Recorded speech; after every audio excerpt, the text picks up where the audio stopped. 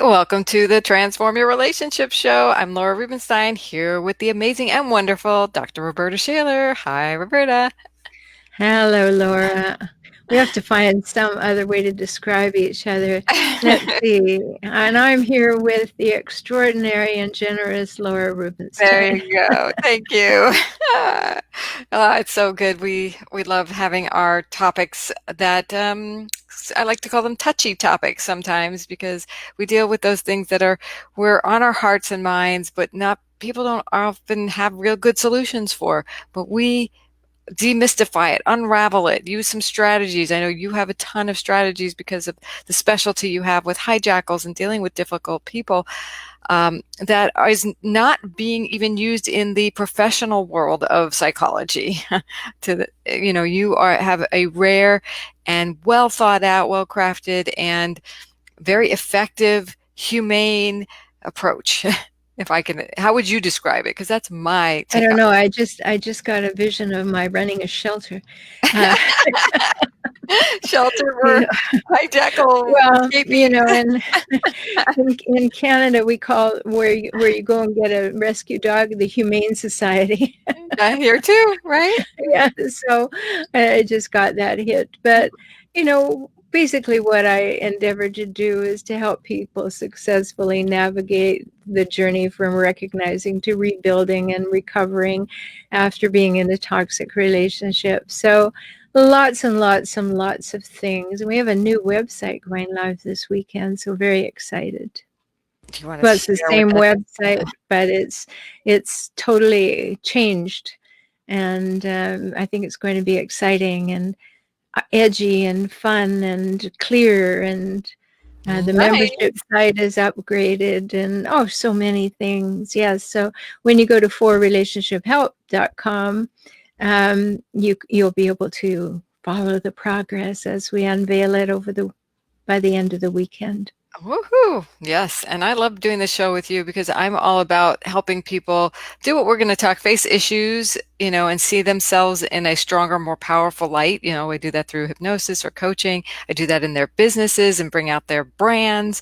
And together, I love talking with you about, how to demystify and unravel these issues, like today's topic, how to face the issues people avoid dealing with. Because we talked about last time where we were doing distractions. If y'all didn't see the distractions episode, it was really good because we uncovered why people distract themselves Yeah. and how it can impact your future. But now if you're ready to say, all right, I see myself distracting myself. There's something here. I got to deal with it. How do we face it? How do we face these things we haven't been dealing with, whether it's dishes or what other people are dishing out to us? Yeah, it's a big deal because some things fall into the straight up procrastination list, and other things are, abject fear of loss or grief or somebody abandoning us, or, really big issues that can impact many areas of our lives. So it's really important to be able to distinguish. And the most important thing is to be able to break it down. These things have a tendency to get bigger and bigger. The more we think about them, the more we avoid them. And so it's important to be able to sit down, focus on it, break it down into the pieces. Because, if we take the dishes thing, okay, maybe you don't do all the dishes. Maybe you put half of them in the dishwasher, leave the rest in soapy water, come back and finish. Maybe that's the way you work best.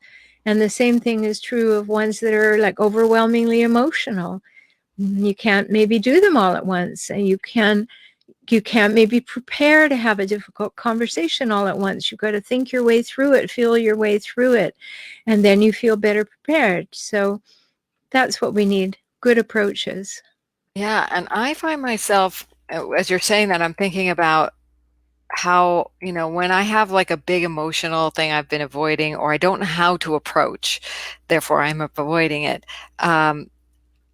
I actually sit with it, and I don't consider myself trying to avoid it. I consider myself sitting with it and trying to figure out what is this manageable bite. I like that break this these situations down into manageable pieces, because then I've done that. I've done exactly what I was like, were you in my house last night? I only did part of my dishes. Well, I wrote a little book a long time ago called Pack Your Own Parachute. And in there, I talked about how to achieve a lot of these little things. The little book, it's available. And one of the things that I say is you really need to know your TTDCs. And TTDCs are the way that you break things down into teeny tiny doable chunks.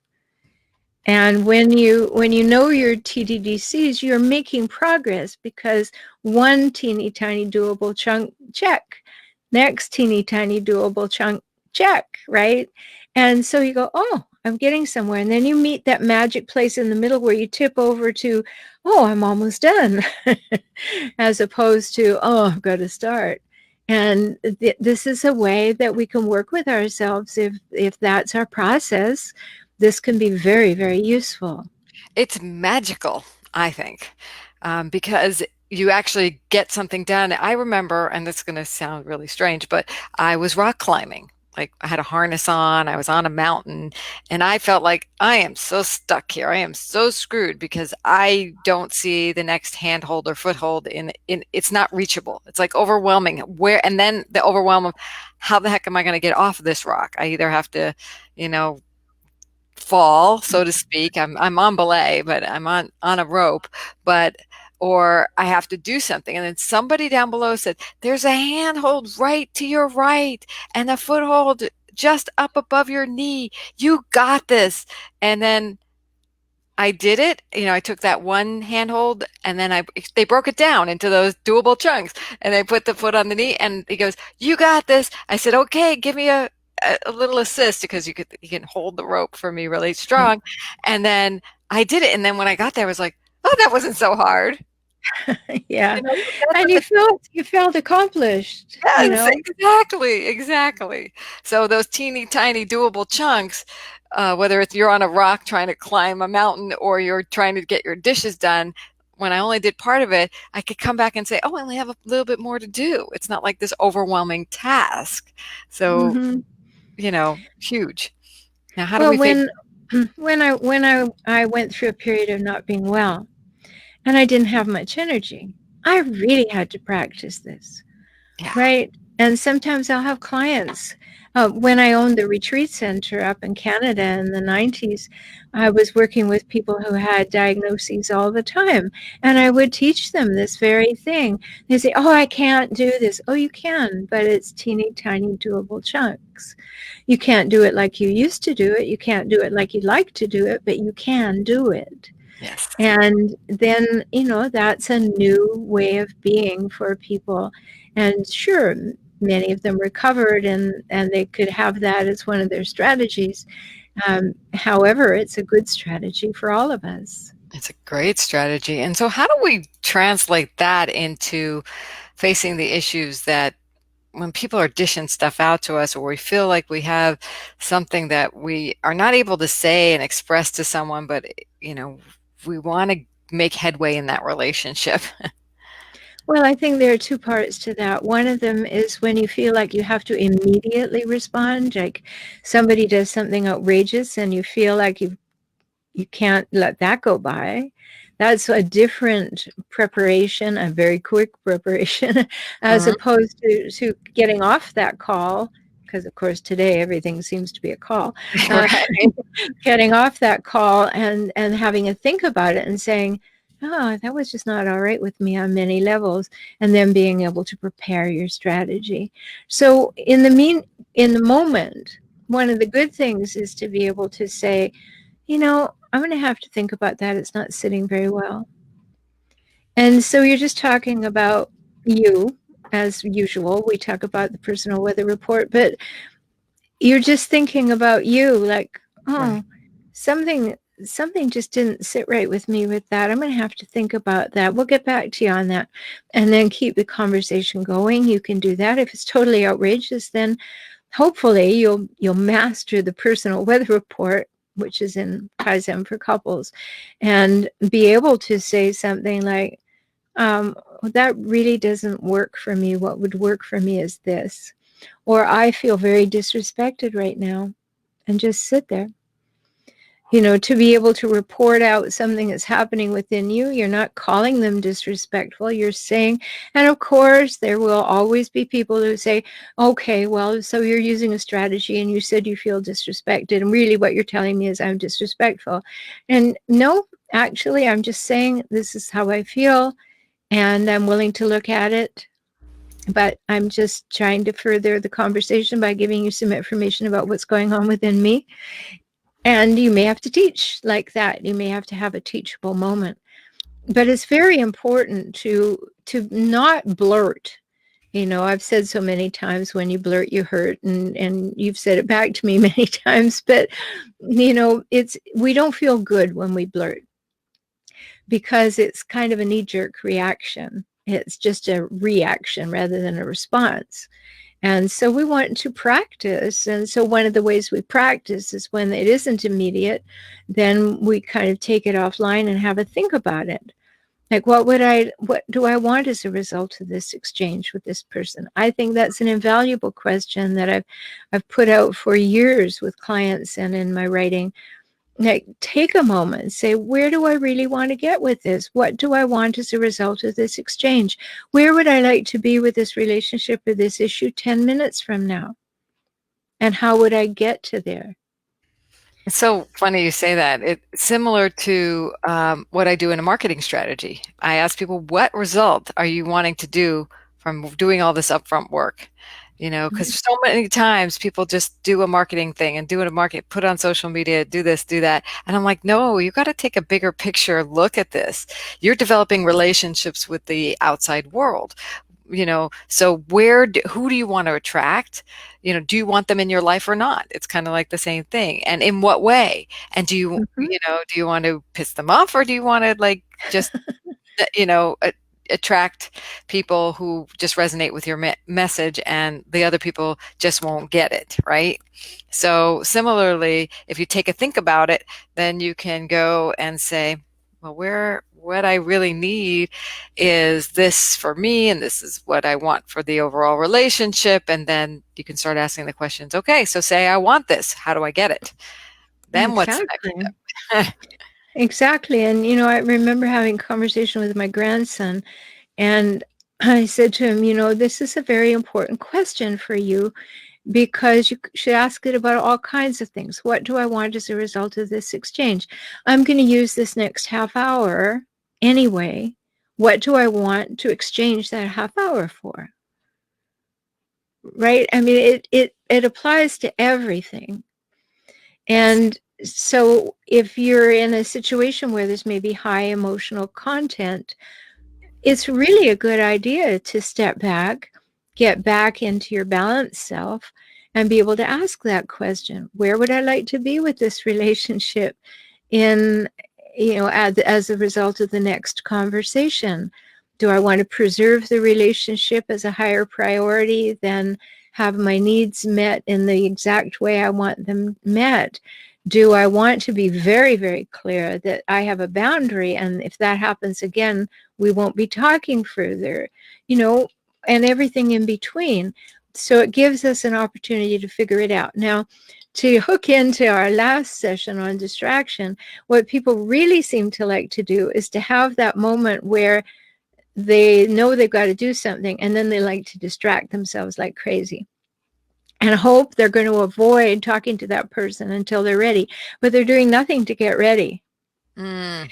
So where you reduce your anxiety and stress is by right away, while it's fresh in your mind, taking the time to ask these questions. What do I want from this relationship? Where do I want to be in this relationship? Where would I like to end up as a result of this exchange? And and then you begin to grow into that thing that you've decided upon, rather than going, you know, about it, and hoping and having all this anxiety about, what if I see them, what if they call, what if this happens, what if, And why have that? that's there.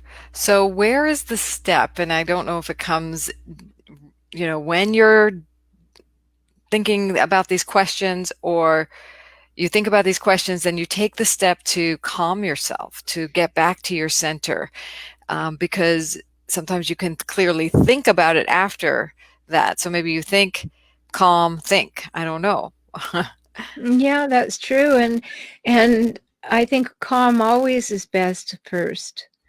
Because take care of yourself. I'm really tired of the analogy of put on your oxygen mask first, but it is that same thing. Like, all right, take care of me first so that I'm in my best thinking self. I am not using my energy for anxiety or stress. Let me get to that place, and then let me choose what I want to think about from there. And sometimes if we have a difficult conversation, maybe it's with a parent or somebody who's been in our life for a long time. And so when we have that think about it, we have to bring ourselves into our adult selves as opposed to all of the emotional stuff from the growing up part. Well, oh, they did this and they did that and all of that kind of thing. Yes, that has some power. But the actual fact is, you don't have to let your parents talk to you in denigrating ways or continue in patterns where they put you down or they diminish your accomplishments or they have to win. And particularly if you had a hijackal parent, you may be distancing yourself from that person because they really are toxic. So you may have to practice distancing because you just want to you immediately get hooked in because the hooks are from birth, Mm. right? And so you have to do a little extra work. And sometimes it's a lot, and getting a third party in is a really good idea. Yes, it really can be. I mean, sports professionals get, a third party in to help them enhance their performance, to be at peak performance. Having a guide or counselor or coach at your side is not a bad thing. Reading books and taking the time to do the journaling and facing those issues, being able to break them down into bits and think about, what is it that you want as a bigger picture for yourself, for the relationship, for your time, like you said as well, are huge ways to face issues that we have a pattern of avoiding. And definitely go back and watch the last episode because we talked about why we're avoiding things. And then the first step is awareness, and now the second step is actually facing it and going into this place of getting calm. And what are the steps? We might do a whole show on how to get calm. I know we've done bits and pieces here and there on breathing techniques and things like that, but I think that would be a great show to do, especially in this increasingly anxious time. Well, yes. I mean, people are having different relationships with themselves now. And whether or not they've caught up with themselves and actually brought it into recognition, maybe yes, maybe no, but it is different. I mean, I noticed that I have a different relationship with the things and my house and all of that because I'm here all the time. And so I'm just seeing life differently, and life is slower. Even though time goes faster, life is slower because I don't have to get in my car. I don't have to go anywhere. I don't have places to be and people to see. And so there's more time to reflect on yourself if you take it. But if you're going stir crazy, it may just be that you're avoiding looking at yourself too. That's an option. Mm. So notice that because things will get awfully big. I wrote a book called What You Pay Attention to Expands. And if you start particularly with a negative thought or a big concern, like somebody's not going to like me or, whatever it is that's going on, or I'm not being respected, Hmm. you can grow that out of proportion to something absolutely huge, overriding and smothering if you just keep thinking about it. So you need to balance yourself so you can balance your thinking. Oh, I like that. Balance yourself to balance your thinking. That's a little meme there. I think that's great. And so when we get to that calm and we can think about it instead of mushrooming it out into some anxiety, we can actually think about the strategies, what there is to do next about it instead of getting into fear and paralyzed about it. Because that is the danger. Is like if we have a think about it, we might get too paralyzed about it. So getting from that paralyzed state to a state of being, responsive to the situation and not avoidant is can be tricky. Uh, Oh, yes. And depending on your level of awareness, maybe you've been very busy, maybe you've had a very outgoing life, you've been full of people and kids and events and carpools and, you know, improving your career status by going to meetings and networking and meeting people. And now that's not happening.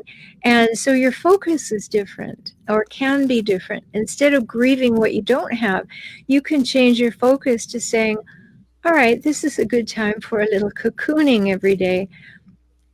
What's really going on? When somebody pushes my buttons like that, what's really going on? It's a great time to get help, as you said, because you have the time to think about it. Many of my clients, and they come from all parts of the world, and they're all experiencing the same thing, say, well, I just couldn't put it off anymore because the relationship is right here in my house. And I just cannot avoid it by going out. Yeah, and getting that third party assistance is a good thing. We are here to support each other. And the one thing that may be missing is the skill set that you can impart to someone to help them get out of that paralysis. Because get from their thoughts of anxiety into thoughts of response, effective responses that can help them get where they want to go. Because if I say, well, I want to just have peace in my house, but this person is not about peace. How do I have peace? I'm stuck. Then what do we got? We got, oh, I'm going to retreat, and I can get very depressed. Or maybe that's a thing to have a conversation with that person about, because maybe I made that all up. Maybe that's not what they're thinking. Maybe that's not what they're about. And that's my impression. And if I care about the relationship, I can say, I have this impression that you don't want to manage this, or you avoid this, or you're very angry with me, or whatever. And I'd really like to talk to you about whether my impression or my assumption is accurate. Because sometimes we're operating on assumptions. Many times when I'm working with couples, Laura, I will slowly learn their history. And then I will say to them, that last relationship you had that was so terrible, at your worst moments, you put that person's face on your current partner. And you're responding to your current partner as if they're the person who hurt you. And we do that kind of thing. So we make assumptions about this person based on what we learned from that person. Now, sure, experience is a great teacher, but we can't make the assumption that the new person is the same or thinking the same or has the same values or even intended to do what they're doing. And so it's very important, maybe that's one of the things that causes us to not deal with things, is that we think we already know it's going to be really difficult and it's going to be like it was the last time, and I've dealt with this before and I should know better. We get into that whole conversation. Instead, we say, I'd just like to have a cup of tea and ask you if I've kind of got the right assessment of the situation, and find out. and see if you can have a normal level conversation. Yeah, or even if the person says, yeah, I sometimes have a lot of heat around that, but you know what? I'd really like to make that different. So I'd be willing to go deeper with you on this issue. Wow, duh. Now we have an opportunity to talk further. Yeah. It's Or interesting. if the person goes off on you like a Roman candle, then you go, oh, I think I might have been right. And then what do you do? Deer in headlights, right? I hate those deer in headlights moments, like when somebody goes off and you're like, what did I do wrong? But you see, that's interesting. What did I do wrong?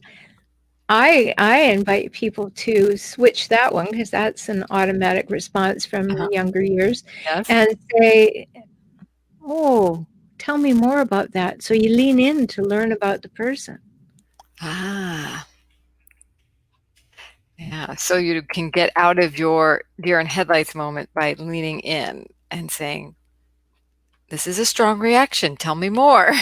Exactly. Tell Exactly. me. Oh, I wasn't expecting that. Tell me more about what you're thinking. And always remember, if somebody goes ballistic or goes off like a Roman candle, or there's a deer in the headlights moment, Always remember that it's about them. So when you lean in, you can become curious about them, and that will help a lot because you won't be wallowing in your own stuff and fears, and you will be demonstrating interest in the other, which is probably what they would really like to have. And if you have a good relationship with this person generally, then you may be opening a moment for them to do some reflection with you there that will help them feel better or solve an issue or think something through. It can be a very great gift in a close relationship.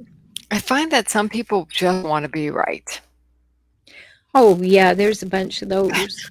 So if we're We leaning call in, them tell me more. hijackals. We call them hijackals. Yes, we do. Okay. So when we lean in and we say, "Tell me more," and like I'm right because of this and I'm right because of that, and they're not saying it that way, but this and that and this and that and the other And they thing, might be. and they might be. And I find that you got to agree with them. Like what if all they want is to be right, it's like, okay, you're right. Okay, well, here's three tricks.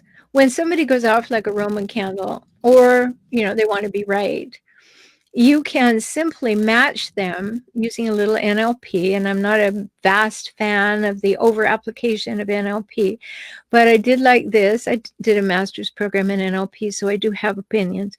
But I like this is one of the ways that you let someone know you're really there with them is that you match their intensity, their pace, and their volume as the beginning, right? So, wow, you've got a lot of energy around that. I bet you've really thought about that. Tell me a few things that are underneath that energy.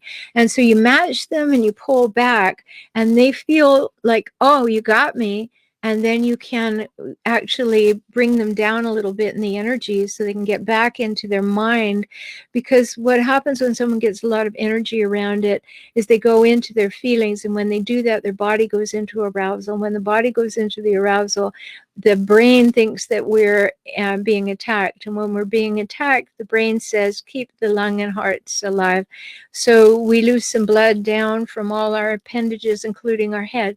And so we're not thinking very straight. So if somebody has a big reaction and I can lean in and go, wow, you really have a lot to say about that. And it seems like it's got a lot of punch for you.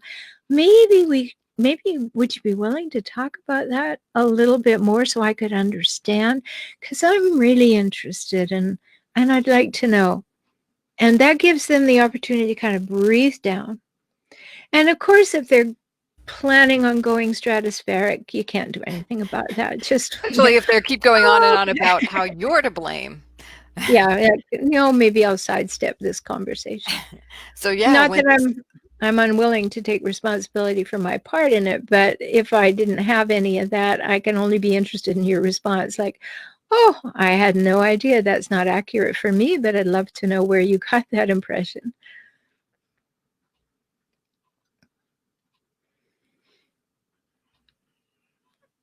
and I'm sure they'd have a really good response. Well, sometimes, there you go again, just being that person. Would you take a course or something? People who are outrageous are very threatened by you not being responsive to them in the way that they intended, to make you afraid of them or to make you go away or to make you get off that subject. And when you don't do that, when you actually sit there and be open to a conversation, they get quite discombobulated. So they'll either accelerate their rage or they'll go into, what? That's psychobabble. What are you talking about? You just don't get that I'm really annoyed with you. Well, yeah, I do, and I'm interested in it, but I'm also not going to get my knickers in a twist over it. Your mic's off. Thank you. And I don't have to go down that path with you. We can, that's what we're talking about is like you're facing the issue, but you're not getting sucked under and drowned out by that issue.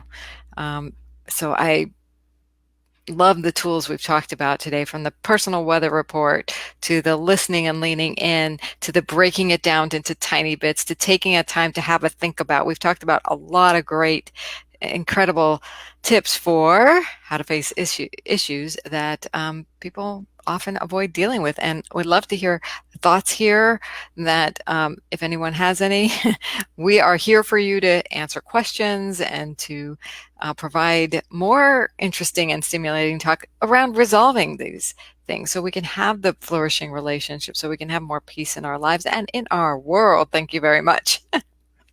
Yes. Yeah, it's important to have tools in your toolbox. And a lot of those tools are developed in the quiet with yourself so that you have them developed. You've thought about, you know, who am I? What are my values? What's my vision for my life? What do I believe about things? Now, that's not just spiritual beliefs. When I say beliefs, how do you believe the world works best? How do you believe that money works? How do you believe that, well, anything works? To be able to really get to know yourself well, so you know what you're dealing from. Mm, You have to know the deck of cards you have so that you know how to play the game in the world. And I don't mean to trivialize it by using a game metaphor, but you have to be able to say, here's who I am. And if you're not clear about that, then you won't be able to say that. And mm. if you're not clear about that, people can catch you off guard and they can push you around. And, like you were mentioning, somebody who's, just not interested at all. What they want you to be their cat toy. They just want to bat you about a little bit and get some power. Well, you want to be able to stand your ground or retreat and just say, no, not playing, happy happy to talk about it when we're on equal footing, but right now there's too much emotion, and you can walk away. you know it's very important to get yourself as centered as possible, and that doesn't mean you're going to be all benign and kind of all the time. I am it, never impacted by what everybody says. no, no, no, no. That's craziness. But and I don't mean that in the clinical term, but we have feelings and we want to learn how to express them in the most helpful and useful and clear way, and not to be triggered and reactive and overly reactive. But we also don't want to be silent about it and not share what's up for us, because then how could other humans absolutely know? So when we're looking at dealing with things, one of the things we have to look at is, why do we avoid dealing with things? Mm. And what do you find most often is the reason? Well, it depends on the things. If it's the dishes, whole other matter.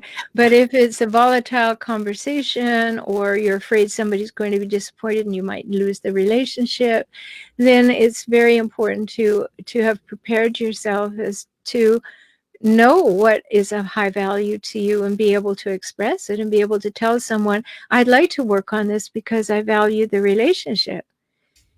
And then learn to have boundaries, express them, maintain them. People prefer to hear your boundaries. If they're healthy, if the other humans are healthy, they like to know. Hijackals don't care for your boundaries at all. They really, really do not like it when you do that. And it's absolutely essential to do it. And I teach my clients to do it in the most benign way possible, the way that they express it, the way that the words they choose, the tone, everything that they do, in order to begin to set those boundaries with the least possible explosion. But we need to be able to do that, and we need to believe that we deserve to set a boundary. We honestly have to believe that you have the right to take up space and draw breath around here, and that in that way you're supposed to contribute who you are. Yes, and it's when dealing with a hijackal, it's like dealing with a minefield in a sense. You can go forward if you have the right tools and technology to avoid the mines. And every now and again, something's going to go off just because it goes off. But if you're choosing to stay in that kind of a relationship, there are skills, there are strategies and tactics that I know you've developed and you've written about on your blog. You talk about in your Save Your Sanity podcast, your Emotional Savvy podcast, your blog, your and in the consultations you do with people. So the resources are here for you, whether you want to navigate with a very toxic person or you just want to get over the hump in your own personal development and feel better about yourself. I think we've talked about a lot of different strategies today. It's been a really rich conversation. Yeah, it has been really good. And I think when you start to do some of the things that we've talked about, when you start to allow yourself to say, I'd like to be that empowered. And I recognize that to be that empowered, I have to spend time with myself and I have to be willing to look at where I came from, what I value, how I'd like to demonstrate my current values in the world. How do I do that in communication? How do I feel great every day about who I am and how I present myself? These are all worthwhile things, and there can't be a better time to do it than in a pandemic because you're at home and you have the time to get acquainted with you. So take the time and or call us. Contact Yeah, us. we're here. We are here and we'll be back again in another couple of weeks with another empowering topic for you. So take care, everyone. Be good, be well, and Bye bye. bye for now.